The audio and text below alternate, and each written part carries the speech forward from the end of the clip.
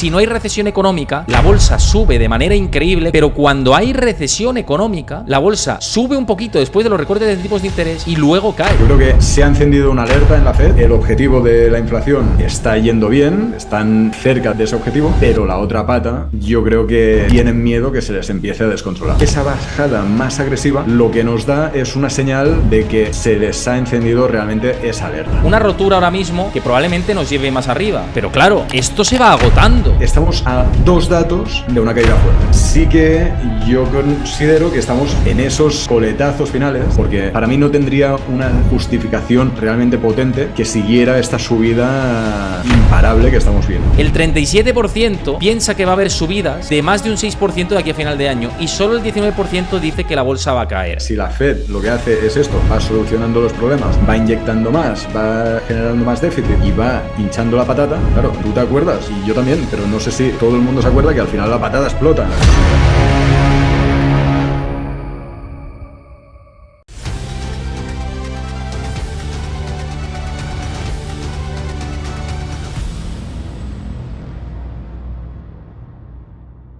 Como siempre es un placer charlar con Robert Sanz, que es gestor de inversiones en Creant, con esta situación en la que la Reserva Federal baja 50 puntos básicos los tipos de interés. Hay dudas si esto se va a la luna directamente, si los mercados, o si precisamente pasa lo contrario. Señales bajistas de cara a tantas subidas de manera tan abrupta, en fin, y la economía, ¿no? Si tenemos un entorno de vuelta de la inflación o que las cosas están yendo a peor. Robert, un placer tenerte como siempre por aquí para hablar de todas estas cuestiones. Como siempre, el placer es mío. Encantado de saludarte, Héctor, Chris y a toda la audiencia, que de hecho, vamos, estabas diciendo, es la ONU, no, es la oportunidad de que nos vayamos tú y yo a hacer una gira, una vuelta al mundo, y así veamos a todo el mundo y retransmitimos desde ahí. Yo encantado, yo encantado de que sea así. Podíamos hacer programas desde Buenos Aires, desde Perú, desde Colombia, desde donde sea, yo estaría encantado. Antes de nada, yo sé que muchos de vosotros me veis desde YouTube en diferido, así que aprovecho para deciros que si os gustan estas charlas, estos análisis, la única manera de apoyar el canal y que no os cuesta mucho a vosotros es dejar vuestro like, que comentéis y que dejéis un comentario para ayudar al algoritmo, o qué os parece lo que vayamos comentando a lo largo de la charla, dejádmelo en comentarios, y que os suscribáis al canal si os gusta este contenido. Muchos sois nuevos, no lo conocíais, suscribíos al canal, que es una ayuda importante para seguir creciendo. Dicho esto, Robert, estamos de resaca emocional de la Reserva Federal. Para algunos fue una sorpresa la bajada de 50 puntos básicos de los tipos de interés. Para mí no fue tanta sorpresa, pese a que yo era del Team 25, pensaba que iban a bajar 25 puntos básicos los tipos de interés, pero aún así no es sorpresivo porque el mercado ya lo había descontado. Los futuros sobre fondos federales estaban ya con ese descuento de que podían bajar los tipos 50 puntos básicos, era lo que pedía todo el mundo, y la bolsa lo está reflejando con unas subidas tremendamente importantes. ¿Qué ocurre? Que ahora lo que surge dentro del debate es ¿por qué baja tipos de interés la Reserva Federal? ¿Lo hace porque en realidad el esquema económico ya se ha deteriorado y ya hay problemas? ¿O lo hace de manera preventiva, como ellos dicen, pero que puede otra vez generar nuevamente inflación de cara al próximo año? No sé qué reflexión y qué contexto ves tú, pero se pone la cosa emocionante. Realmente se pone emocionante. Yo te diría, lo hablamos en el anterior programa, si no recuerdo mal, yo creo que se ha encendido una alerta en la Fed. Ahora mismo han tenido que ir un pelín más agresivos porque yo creo que van algo tarde. De hecho, lo estuvimos hablando, el efecto que tiene el mercado laboral sobre la economía americana, yo creo que es el punto clave en el que se están fijando ahora. Sí que es cierto que tenemos otros datos macro que no están saliendo del todo mal, es decir, ahora parece que nadie habla de esa gran crisis que decíamos hace un año y medio, pero sí que es cierto que está encima de la mesa ese soft landing. Es decir, ahora vemos que la economía se va enfriando de una manera progresiva y que realmente no da muchas señales de alerta, pero sí que es cierto que Powell y el conjunto de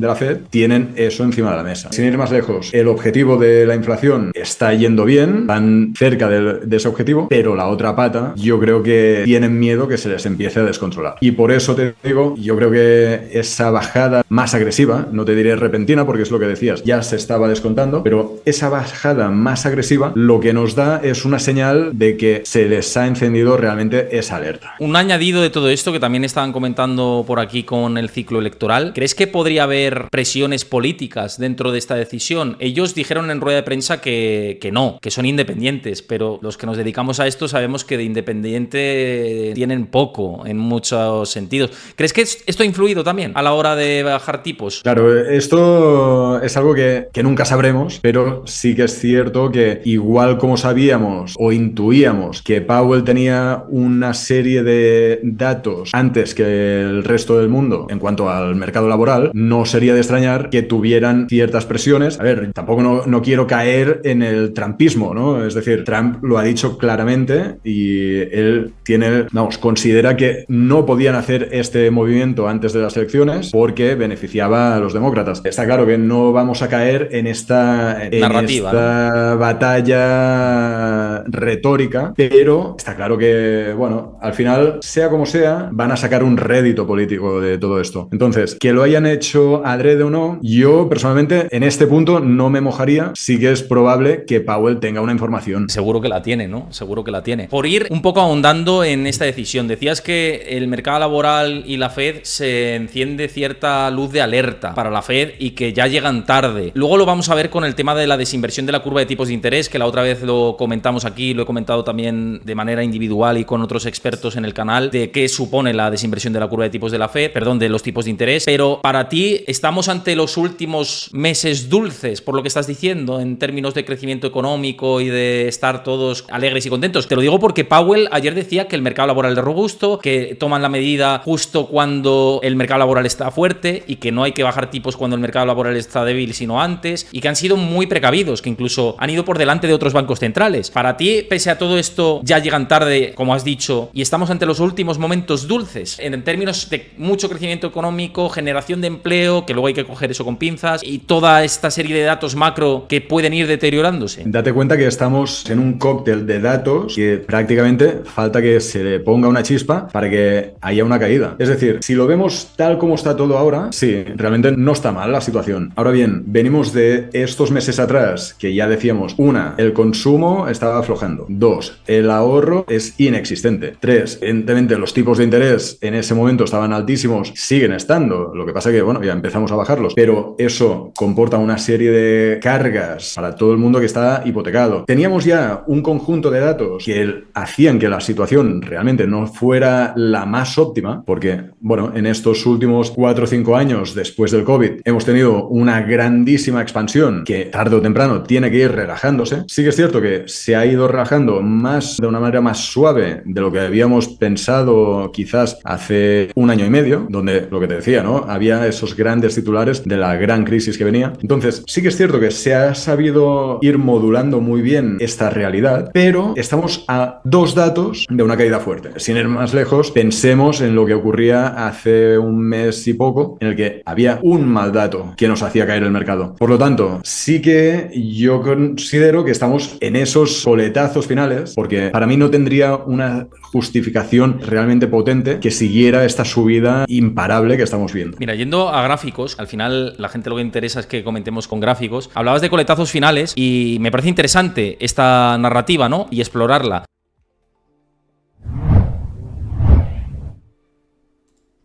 Coletazos finales. ¿Qué contexto tenemos en el SP500? Una subida realmente tremenda en lo que va de año y desde atrás. Incluso si echamos atrás el gráfico ya es todavía más vertiginoso. Una rotura ahora mismo que probablemente nos lleve más arriba. Pero claro, esto se va agotando o esto no puede durar mucho más. El tema es si hay rally de final de año y después tenemos problemas o no. Yo, en mi opinión personal, creo que sí que puede haber rally de final de año, que ya lo he dicho, por cómo están moviéndose la liquidez, porque están dopando todo a expuertas y mientras dure la fiesta va a seguir subiendo, pero sí que cada vez que aumenta más esta verticalidad me da más vértigo y voy reduciendo exposición. Yo no he reentrado con la mitad de mi posición de cartera en SP500 todavía porque la verdad me empieza a dar cierto temor pensando en los próximos meses. ¿A ti qué te parece? Diciendo que estos son los últimos coletazos, ¿crees que es un escenario plausible? ¿Cómo lo ves? ¿Qué anticiparías para el comportamiento de la renta variable? ¿Tú crees gestor de carteras en Creant? Al fin y al cabo yo creo que ahora tenemos 2 eventos, vamos a decir, no son eventos eventos como tal, uno sí, que son las elecciones, como bien decía uno de tus seguidores. Si nos vamos a ver lo que ha ocurrido a lo largo de la historia, y no tendría por qué ser distinto, el hecho que estemos en un año electoral puede ayudar, pero es que además vamos a ligarlo con esto, con este rally de final de año, que es muy factible que ocurra. Igual como te digo que pueden ser los últimos coletazos, creo que puede haber ese rally de final de año, porque lo que hemos hablado alguna vez, ahora mismo no tenemos nada que se haya roto y que nos haga perder esa fluidez con la que estamos llegando a esos máximos. Entonces, yo creo que puede haber este rally de final de año, pero teniendo muy en cuenta que cuando tengamos algo que se empiece a torcer, un mal dato, lo que decíamos, de mercado laboral, un mal dato de PIB o de lo que sea, que será muy fácil que tengamos esa corrección. Por lo tanto, sí, puede haber ese rally, pero yo personalmente te diría, en mi caso, prefiero moverme a sectores más defensivos que nos ayuden a controlar esa eventual caída. ¿Qué sectores más defensivos estarías ahora mismo? Porque esto me parece interesante para todos, ¿no? Y que yo también a nivel personal, ya sabes que estoy muy expuesto a oro, que lo veo muy defensivo. También renta fija. Además, antes nos preguntaban por el chat, renta fija de larga duración, a ver si lo podéis comentar. Esto lo meto dentro del pack defensivo, ¿no? Bueno, esto sería, has hablado de sectores defensivos, esto sería más bolsa, aunque también puede ser renta fija corporativa, que es otro segmento importante. Pero, ¿qué sectores defensivos? Cuando hablas de sectores defensivos, ¿cuáles serían los que ahora mismo estás ahí diciendo, me estoy posicionando aquí porque tengo un esquema en el que pienso que los altos vuelos pueden ser peligrosos? Está claro, si quieres luego podemos entrar a esto que decía este usuario de renta fija, pero si nos mantenemos dentro de la bolsa, para mí,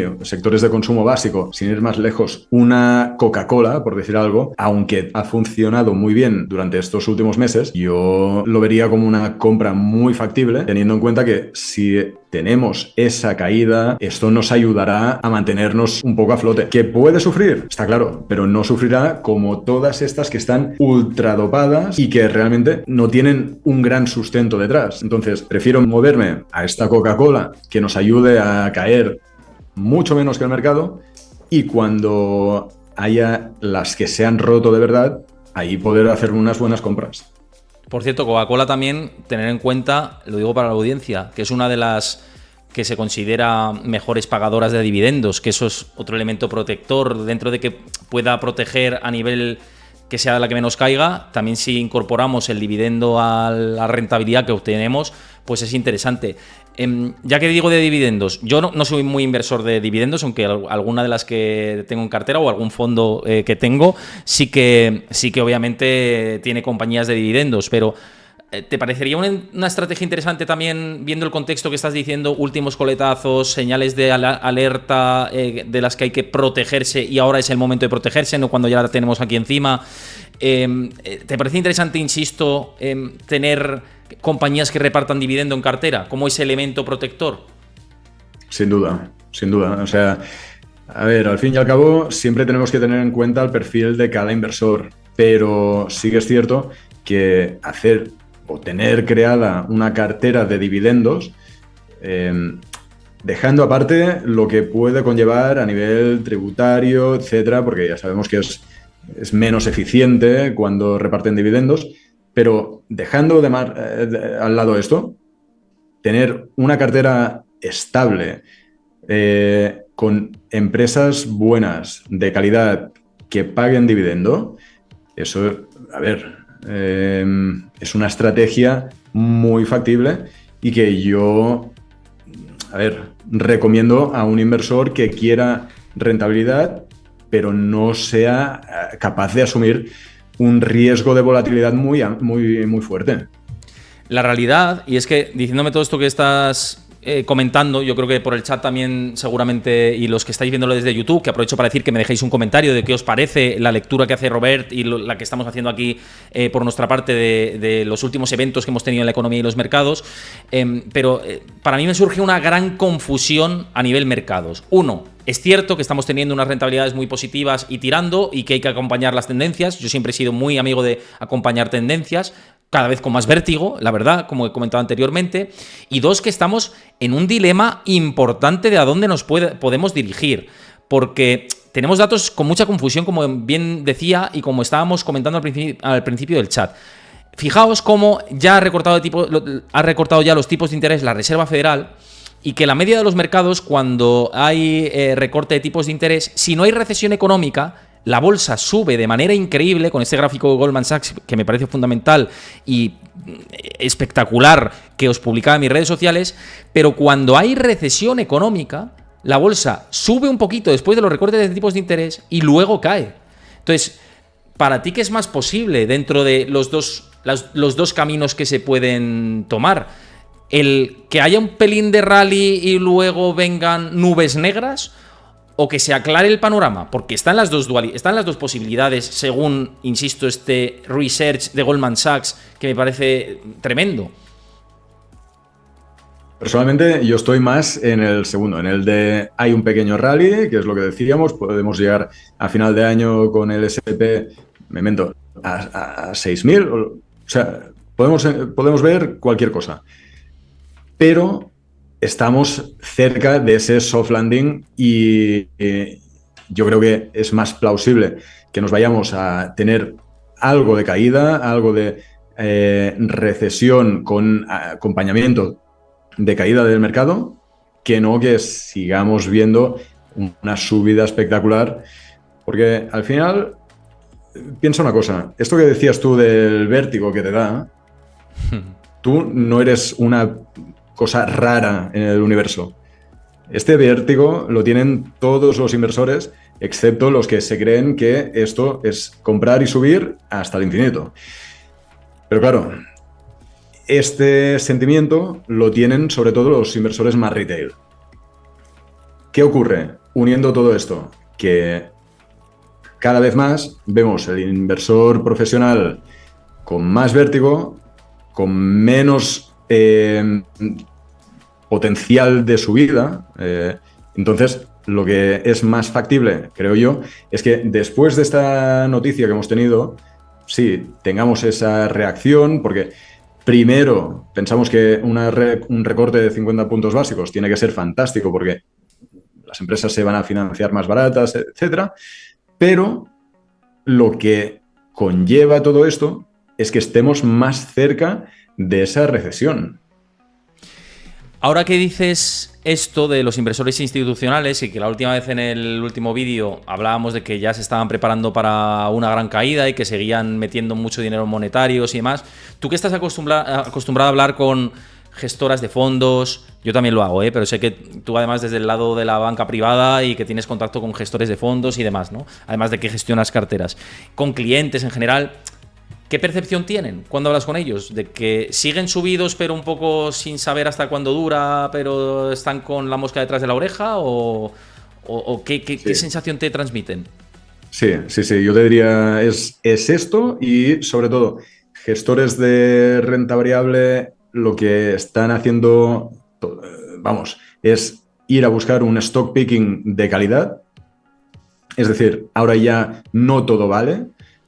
Para mí, la posición de comprar un ETF del S&P es cómoda y es factible, pero si lo que queremos es algo más de, diferenciar nuestra cartera, lo que tendremos que hacer es un stock picking de calidad.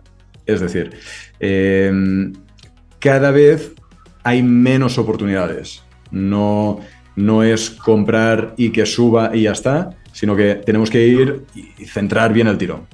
Oye, Private Equity, que sé que lo sigues muy de cerca, que es una de las divisiones que llevas ahí dentro de Creand y demás, ¿notas que hay sequía dentro del Private Equity?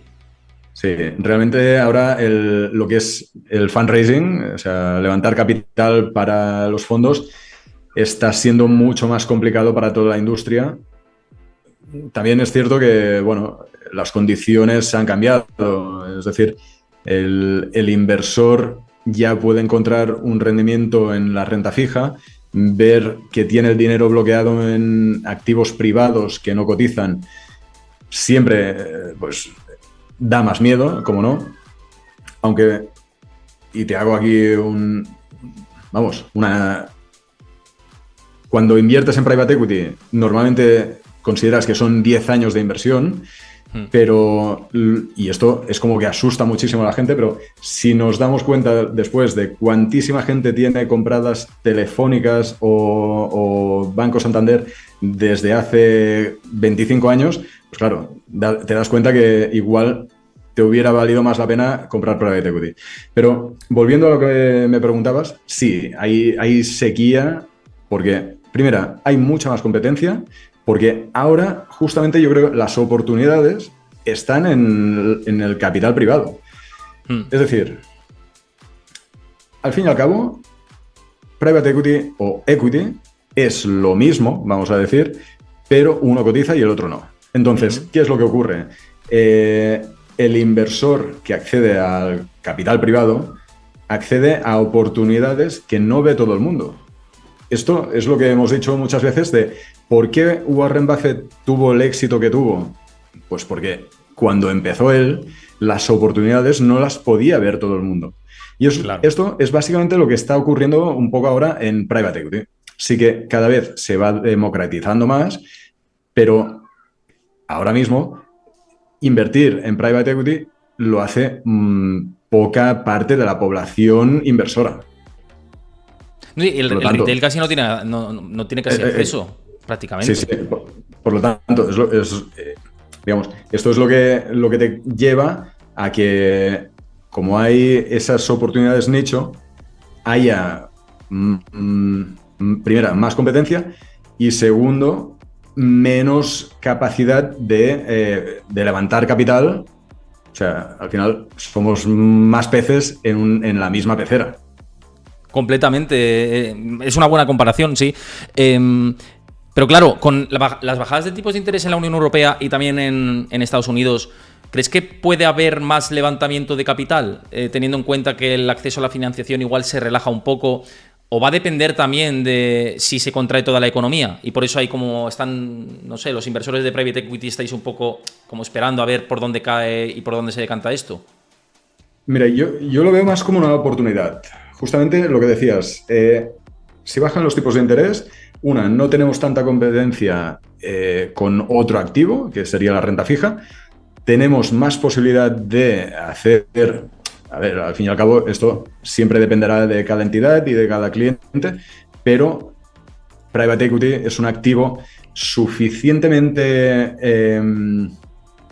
seguro, pese a ser de riesgo, que te permite apalancarte y de esta manera tú puedes conseguir financiación para invertir, ¿vale?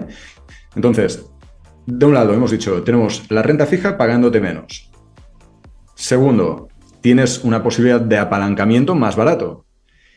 Y tres, yo creo que justamente, y volviendo a lo que te comentaba antes, se abren más oportunidades de inversión.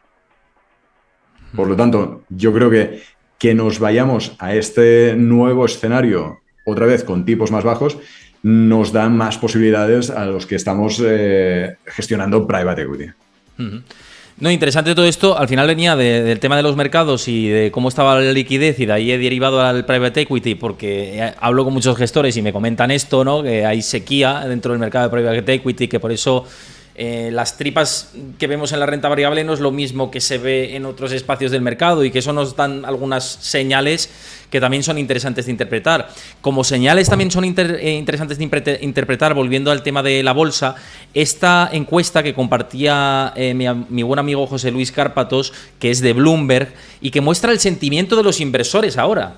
Es que el sentimiento de los inversores ahora, para que veáis si hay complacencia, si no, o cómo estamos, el 44% piensa que la bolsa va a subir menos de un 6% de aquí a final de año. El 37% piensa que va a haber subidas de más de un 6% de aquí a final de año, y solo el 19% dice que la bolsa va a caer. Que ojo, yo estoy quizá en el team de que va a subir, porque estamos subidos todos en el mismo barco. Pero aquí la cuestión es, ¿qué es lo que para ti representa esta encuesta? ¿Crees que es todo tan optimista como el inversor medio está mostrando? ¿O en realidad estamos todos celebrando sin ver que debajo del mar hay rocas con las que nos podemos pinchar? Que esto pasa habitualmente a la hora de invertir. Esto lo que me evoca es complacencia, euforia, Goldilocks, o sea, todo es fantástico, estamos en un mundo maravilloso y de momento nada dice lo contrario. Es lo que decíamos, los datos están saliendo muy correctos, vamos a decir, se está llegando al objetivo de inflación, se empiezan a bajar tipos, parece que ha pasado lo peor, pero claro, yo creo que la situación y quizás un poco, vamos a decir, contaminado justamente por esto que decía, ¿no? Que decíamos antes del private equity, de estar tocando más la economía real. Yo creo que si vemos lo que es la realidad, el día a día, no estamos en una situación tan boyante como lo que nos están diciendo los mercados. Por lo tanto, a mi entender, este gráfico es euforia pura y yo le pondría, vamos, no me gusta ser el que baja el volumen de la música, pero le pondría un pequeño punto de alerta, de, oye, que quizás no estamos tan bien. No, por cierto, no sé si un poco haciendo un inciso, no sé si tienes ahí el micro que has tocado el volumen o algo, porque ha habido un momento que subía, otro que bajaba, y no sé si es cuestión del zoom o del micro pues, o qué ha pasado. No. En principio, lo tengo aquí que, vamos, yo no lo toco. Vale. No, lo digo por si acaso. Y no sé si, igual me si a lo mejor soy yo o vosotros lo habéis percibido también, los que estáis viendo el programa. Decídmelo por el chat. También ponedlo en comentarios y demás, si tenéis esa percepción, ¿vale? Pero simplemente por eso, es una anécdota nada más. A mí no me ha molestado, simplemente igual ha tocado algún botón que no se ha encendido la alerta, pero sí el volumen. Un poco haciendo la analogía. No, dice que todo el mundo... Que todo bien, dicen, ¿eh? O sea, que todo perfecto. Siguiendo un poco con el contexto de que te decantabas más por una situación en la que estamos en la luna de miel y que cuando termine la luna de miel volvemos al trabajo, ¿no? Como cuando yo me casé igual, ¿no? Estabas en la luna de miel y estabas ahí, pues, nubilado, vacaciones, no piensas nada, pero luego cuando termina vuelves a la cruda realidad. Y quizá la curva de tipos de interés es el final de esa luna de miel, en tu opinión. Te lo digo porque ya se está desinvirtiendo. La última vez comentamos el tema de la curva de tipos de interés y lo que puede indicar. Lo he comentado últimamente bastante por el canal con otros invitados, pero ya veis cómo generalmente cuando se desinvierte, salvo veces que se desinvierte y se vuelve a invertir y luego termina rompiendo, como aquí, y como todas las veces que hemos visto aquí en el gráfico, todo termina igual, que es en recesión económica. Entonces, generalmente cuando se invierte una curva de tipos de interés de promedio 6-12 meses hasta que viene la crisis. ¿Te cuadra en tu esquema esto ahora mismo, por lo que decías? Totalmente. O sea, es... A ver, no sé, al final tampoco no es algo matemático, no tengo la fórmula, pero más o menos hay una serie de cosas que nos van encajando con toda esta retórica, ¿no?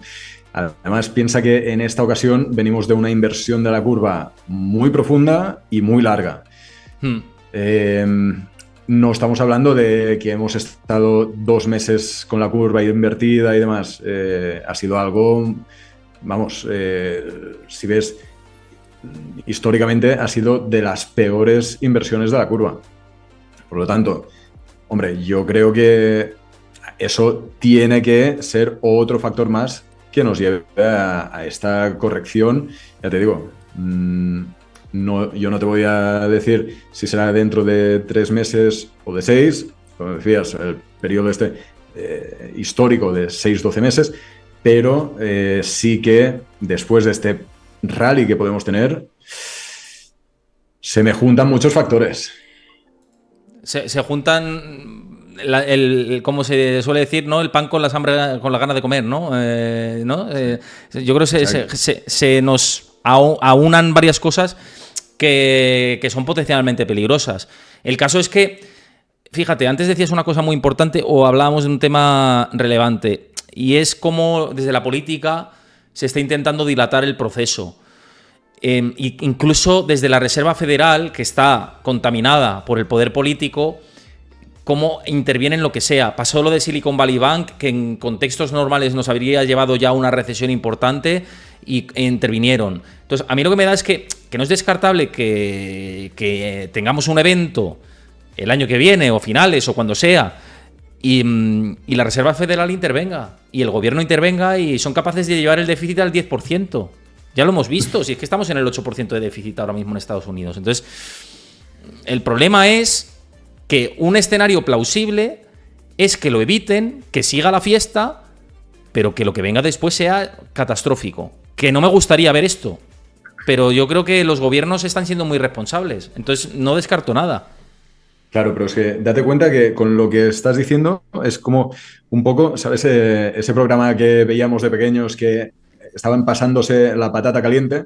Si Sí. vas haciendo esto, pues al fin y al cabo vas hinchando la patata y, bueno, claro, o sea, si la Fed lo que hace es esto, va solucionando los problemas, va inyectando más, va generando más déficit y va hinchando la patata, claro, tú te acuerdas y yo también, pero no sé si todo el mundo se acuerda que al final la patata explota. O sea, hay un momento en el que eso es insostenible y si vas hinchando cada vez más el globo, pues habrá un momento que eso pues no puede ser. Bueno, Y entonces... hay dos caminos, perdón, ahora te dejo seguir, pero para hilar un No, poco sí, con sí. lo que te quiero decir. Hay dos caminos posibles. O que explote la patata, o que cojan otra patata y más grande y la inflen más. ¿Qué problema tiene esto? Más inflación, más pérdida de poder adquisitivo del ciudadano, con lo cual no es una recesión per se de la actividad económica, pero es una devaluación del ciudadano que es cada vez más pobre y que en realidad vive recesión. Es que el ciudadano más pobre de Estados Unidos, o la clase obrera, por así decirlo, la clase trabajadora de Estados Unidos, ya está en recesión económica. La clase trabajadora de Europa está en recesión económica. Si hay mucha gente que no puede ni irse de vacaciones ya este año, o sea, en vez de irse 15 días se han ido una semana. Y así vamos a ir acortando. Entonces, ¿pueden inflar la patata o sacarse de la chistera otra patata más grande? Lo pueden hacer, pero es que quien vamos a estar jodidos, con perdón, somos nosotros. Entonces mejor que explote la patata. Y que lo haga cuanto antes mejor. Claro, es que justamente esto es lo que quería decirte antes cuando te decía, para mí, la economía real, lo que veo en private equity es una cosa, o en venture capital es una cosa. O sea, yo veo que la economía no está tan bollante. Luego veo el SP y digo, bueno, pero si esto es fantástico, es un mundo perfecto. O el DAX en máximos. El DAX está en máximos y Alemania está mira cómo está la industria de la automoción en Alemania, luego lo comentamos. Pero es que dices, bueno, el DAX en máximos. Sin ir tan lejos, el IBEX está a unos niveles que, vamos, es lo que decías. Tú ves cómo está la sociedad, la economía real, y no tiene absolutamente nada que ver con dónde está el IBEX. Mira, el otro día había una encuesta, esto tiene que ver con Estados Unidos, pero me parece que el 60 y pico % de la ciudadanía de Estados Unidos no aprueba la gestión económica de Biden.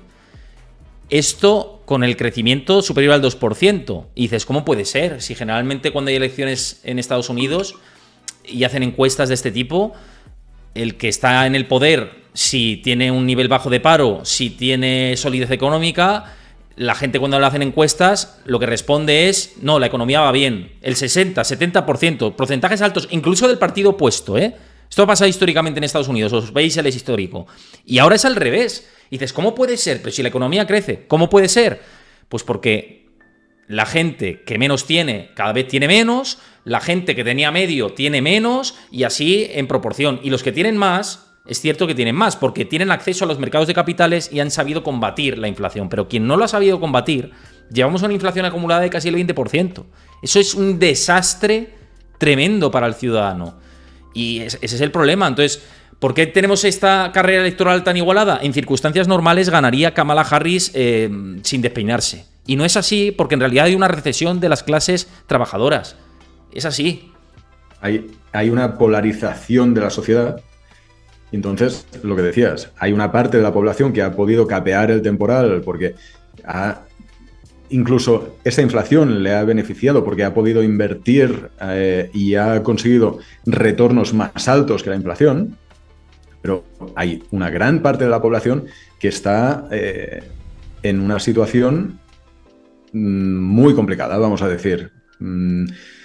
Claro, en ese contexto es imposible que... O sea, al fin y al cabo, ¿de qué están compuestos los índices? Pues los índices están compuestos de todo tipo de sectores.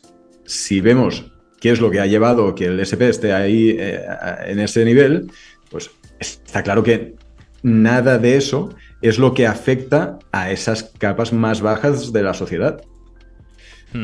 Por lo tanto, es completamente lógico lo que estás diciendo tú. Al que no tiene nada y que realmente, bueno, que ya no tenía nada y ahora prácticamente le cuesta llegar a fin de mes o hacer 3 comidas al día, pues ese, por mucho que el SP esté en casi 6.000 puntos y digamos que la economía muestra solidez, etcétera, etcétera, ese no te puede aprobar la gestión económica. Claro, porque en realidad lo que se ha hecho es parchearlo depreciándonos nuestro poder adquisitivo y eso es pobreza y eso es recesión en otros términos. ¿A mí de qué me sirve llegar a fin de mes si no puedo ni salir al cine? Y así está mucha gente en Estados Unidos que dice, no puedo ni ir a los restaurantes, que hace poco hice precisamente un vídeo con ese gráfico, ¿no? De que el consumo en restaurantes se ha desplomado. Claro, no te extrañas si es que todo sigue subiendo. No, es que la inflación está cayendo. No, perdón. Lo que está haciendo es que está moderando el ritmo, el incremento de subida de precios en Estados Unidos. Pero inflación sigue habiendo. Y la inflación es acumulativa. Y ese es el problema. Es que esto es el punto. O sea, cuando decimos, es que ha bajado la inflación. Bueno, claro, pero es que esto no es que ahora sea todo más barato. Es que ha seguido subiendo, pero a un ritmo menor. Sigue siendo muy caro. O sea, y esto es lo que decimos. Economía real. Tú, yo, cuando vamos a cenar, lo vemos. O sea, ahora es imposible ir a cenar por lo que ibas a cenar hace 5 años. No, completamente. Imposible. Y esto va a seguir. O sea, es que... Claro. Es que por eso es muy importante la educación financiera y saber que hay que moverse, sea defensivo, sea no, pero hay que moverse siempre en activos, ¿no? Esto es muy, muy importante. Antes te hablaba de la situación de Europa. Mira, y te corto solamente un segundo. Sí, claro, añade. Ahora que decías esto de... O sea, es que yo soy muy fanático de esto de la educación financiera y realmente lo que me gusta con charlas como esta o cuando escribo en el periódico, cuando hago cualquier, digamos, tema en que pueda ayudar a la gente a entender, pues, qué es lo que puede hacer. Claro, a mí lo que no... Claro, hay mucha gente que se piensa que invertir es solamente para ricos o que, vamos, que es algo de muy complicado que no está a su alcance. Y yo siempre digo, todo el mundo tiene que invertir y hay, seguro, hay un producto de inversión adecuado para cada persona. Será con más, con menos riesgo, con un vencimiento más largo, más corto. Pero hay algo seguro. O sea, yo con mis clientes, o sea, tengo clientes desde, vamos a decir, o sea, sin mínimo de inversión, para decirlo así, y sin máximo de inversión. O sea, hay una solución para cada uno. Entonces, lo que sí que tenemos que hacer como profesionales es dar el consejo adecuado a cada persona. Pero, o sea, que todo el mundo sea consciente que puede invertir. Es que es muy necesario esto. Aunque, y gente, no, es que no puedo apartar, como mucho aparto 20 euros. Bueno, pues aunque sea 20 euros, empieza por ahí. Luego ya Exacto. Podrás ampliar siempre que puedas, ¿no? Pero es muy importante el hábito. Es como si dices, ahora yo, por ejemplo, estoy en proceso de adelgazar, ¿no? De hacer deflación corporal, ¿no? Pues es como si digo, no, es que tal... No, coges el hábito y luego ya es constancia. Pues el invertir claro. Es exactamente lo mismo. Y no vas a adelgazar 15 kilos en 3 días. Claro. Claro. O sea, será un proceso largo, de constancia, pero al fin y al cabo... para mí es necesario. Yo, mis amigos les tengo machacados, pobres. Y haces bien. Mira, a otro tema, porque antes hablábamos de Europa y la situación de Alemania y que pues tiene un problema principalmente con el sector automoción, que era un motor principal de su economía. Y ahora con el coche eléctrico, con la competitividad de China y cómo se ha metido, fijaos que llevamos 4 meses consecutivos de descenso en la venta de baterías para coches eléctricos en Alemania. Es tremendo lo que estamos viendo, cómo la venta de vehículos están descendiendo 4 meses consecutivos y cómo Europa tiene un problema al final con el sector de automoción, que es uno de los motores productivos que tiene. No sé cómo ves esto. También si te suscita oportunidades de inversión en empresas como Volkswagen, que están muy penalizadas, o algunas alemanas que están...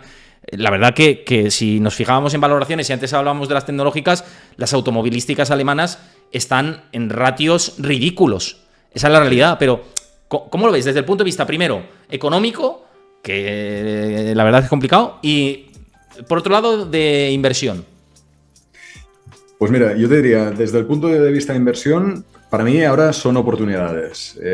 Yo creo que han sufrido muchísimo, pero justamente con lo que decías, la competitividad del vehículo eléctrico chino, han tenido que hacer un cambio de planteamiento brutal. Entonces, ahora lo que estoy viendo es el foco que tenían puesto en la electrificación del coche, lo están tirando para atrás. Yo creo que han ido a un ritmo que no es, bueno, no ha sido adecuado. Hay un montón de fabricantes chinos que han pegado, o sea, han adelantado por la derecha y por todas partes, y han generado una industria nueva con la que ahora mismo creo que los fabricantes europeos no pueden competir. Entonces, como además el tema de la electrificación realmente aún no está muy claro cómo irá, porque cada vez se habla más de hidrógeno y otra serie de combustibles no contaminantes, pues yo creo que juntando estas dos cosas, fabricantes alemanes o europeos, vamos a decir, han dado un paso atrás, realmente ya no ven tan factible el encaminar su negocio hacia ese lado, y yo creo que la caída brutal que han tenido en bolsa ahora es una oportunidad, porque si vuelven a ser lo que eran y no tienen que darle tanto CAPEX al tema eléctrico, etcétera, estamos comprando la empresa que teníamos hace 10 años muchísimo más barata. Sí, no, es que muchas veces cuando estamos viendo el desastre que puede representar en la economía, que lo es, también hay que poner el chip. Por eso hacía la segunda pregunta, ¿no? De si es oportunidad o no. Porque hay que poner el chip como inversor y decir, tener sangre fría, decir, joder, es que si esto me está dando asco, por así decirlo, entrar, es que a lo mejor hay que entrar. Pues hay que analizar empresa por empresa, lo que hablabas antes del stock picking, quizá no ir al sector entero, ¿no? Pero sí empresa por empresa y ver cómo está la situación financiera de esa empresa y qué proyecciones y planes de futuro tienen. Yo, vamos, estoy convencido que Volkswagen y otras tantas, BMW, etcétera, seguramente van a pivotar hacia otros segmentos. O, por ejemplo, hay empresas del sector del lujo automovilístico, como puede ser Porsche, por poner ese ejemplo. Ferrari está en máximos históricos y Porsche está deprimida. Entonces, no tiene mucho sentido. Eso son situaciones que son ventanas a lo mejor de oportunidad desde el punto de vista de la inversión, ¿no? Sí, sí, bueno, es que claro, aquí ya realmente tendríamos que ver si Ferrari la consideramos automóvil o lujo, Ya. simplemente. Tú piensas que, sin ir más lejos, un analista un día me decía, ya era un tono jocoso, ¿no? Pero me decía, a ver, es que Ferrari es Ferrari. Y ahí se quedó. Y digo, está, bueno, ¿no? pues claro, pues con este compras el análisis, caballo, ¿qué más ¿no? te voy a decir? Compras el caballo y ya está, ¿no? Exacto, sí, sí. No, pero sí que... esto sí que es lo que te decía. Ferrari hay que quizás considerarlo como aparte del sector automóvil, pero sí que personalmente veo muchas oportunidades justamente esto. Yo, para mí, los caballos ganadores son los fabricantes alemanes. O sea, yo, Mercedes, BMW y Porsche.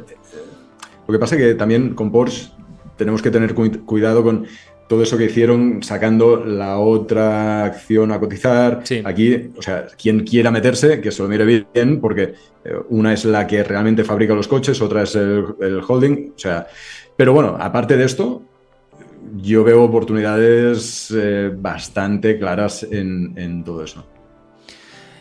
Por cierto, Iván, muchas gracias por esa suscripción, que te mando un abrazo, gracias por apoyar el canal y por suscribirte, y os invito a los que estéis por aquí también, que si lo queréis apoyar, que os suscribáis, también a los de YouTube, que os suscribáis, que dejéis vuestro like, como decía antes, y vuestro comentario, que siempre es bienvenido y bien recibido.